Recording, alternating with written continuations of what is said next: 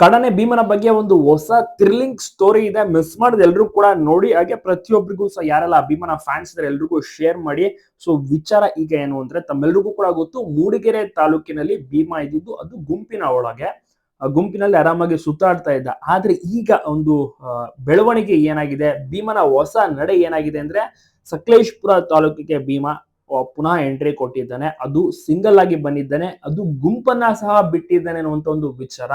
ಇದು ಬಹಳಷ್ಟು ರೋಚಕತೆಯು ಕೂಡ. ನೆಕ್ಸ್ಟ್ ಭೀಮನ ಹೆಜ್ಜೆ ಏನ್ ಆಗುತ್ತೆ ಅಂತ ಎಲ್ರಿಗೂ ಕೂಡ ಒಂದು ಕುತೂಹಲ ಅಫ್ಕೋರ್ಸ್ ಕ್ರಿಯೇಟ್ ಆಗುತ್ತೆ. ಹಾಗಾದ್ರೆ ಭೀಮ ವಾಪಸ್ಸು ಗುಂಪಿಗೆ ಹೋಗೋದಿಲ್ವಾ? ಭೀಮಗೆ ಇನ್ನೇನು ಮದ ಕಡಿಮೆಯಾಗುವಂತ ಒಂದು ಟೈಮ್. ಯಾಕೆಂದ್ರೆ ಈಗಾಗಲೇ ಭೀಮನಿಗೆ ಮಸ್ತು ಶುರುವಾಗಿ 5-6 ತಿಂಗಳು ಆಗ್ತಾ ಬರ್ತಾ ಇದೆ. ಅಫ್ಕೋರ್ಸ್ ತಮ್ಮೆಲ್ರಿಗೂ ಕೂಡ ಗೊತ್ತು, ನೀವು ಲೆಕ್ಕ ಹಾಕೋಬಹುದು ಬೇಕಾದ್ರೆ. ಕ್ಯಾಪ್ಟನ್ ಜೊತೆ ಫೈಟ್ ಆದಂತ ಒಂದು ಟೈಮ್ ನಿಂದ ಭೀಮನಿಗೆ ಮದ ಸ್ಟಾರ್ಟ್ ಆಗಿತ್ತು, ಅದು ಎಲ್ರಿಗೂ ಕೂಡ ಗೊತ್ತಿದೆ. ಈಗ ನೋಡಿದ್ರೆ ಅದು ಕಡಿಮೆ ಆಗ್ತಾ ಬರ್ತಾ ಇದೆ. ಸ್ವಲ್ಪ ಮಸ್ತ್ ಈಗಂತೂ ಕಾಣ್ತಾ ಇದೆ.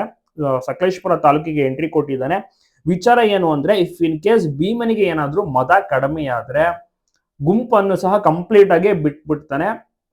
ಮತ್ತೆ ಆಲೂರು ರೇಂಜ್ಗೆ ಹೋಗುವಂತ ಸಾಧ್ಯತೆ ಇದೆ. ಅಂದ್ರೆ NH75 ಏನಿದೆ, ಸಕಲೇಶಪುರ ರಸ್ತೆ, ಅಲ್ಲೊಂದು ಬಾಳುಪೇಟೆ ಅಂತೆಲ್ಲ ಬರುತ್ತಲ್ಲ, ಮಠಸಾಗರ ಅಂತೆಲ್ಲ ಬರುತ್ತೆ, ಮತ್ತೆ ಅಲ್ಲಿ ಕಿರಿಕ್ಪಟ್ಟೆ ಕ್ಯಾಂಟೀನ್ ಅಂತಾನು ಸಹ ಅಲ್ಲೇ ನಿಮ್ಗೆ ರೋಡ್ ಸೈಡ್ ಕಾಣುತ್ತೆ NH75.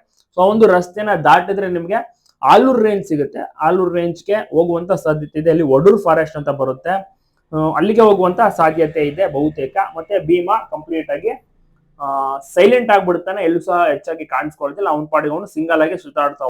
ಇನ್ನೊಂದು ಹೊಸ ಬೆಳವಣಿಗೆ ಏನಾಗುತ್ತೆ ಅಂದ್ರೆ, ಕ್ಯಾಪ್ಟನ್ ಕಾಡಾನೆ ಈಗ ಆಲೂರು ರೇಂಜ್ ನಲ್ಲೇ ಇದ್ದಾನೆ.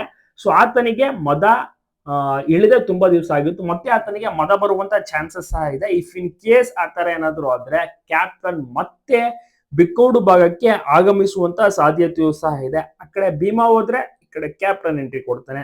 ಈ ರೀತಿಯ ಒಂದು ಸಂದರ್ಭ ಲಾಸ್ಟ್ ಇಯರ್ ಸಹ ಅದೇ ರೀತಿ ಆಯ್ತು ಬೆಳವಣಿಗೆಗಳು. ಈ ವರ್ಷನೂ ಸಹ ಆಗಮಿಸುವ ಸಾಧ್ಯತೆ ಇದೆ. ಸದ್ಯಕ್ಕೆ ನೋಡೋಣ ಏನಾಗುತ್ತೆ ಹೊಸ ಬೆಳವಣಿಗೆ. ತಪ್ಪದೆ ಎಲ್ಲ ಅಪ್ಡೇಟ್ಗೆ ಫಾಲೋ ಮಾಡಿ.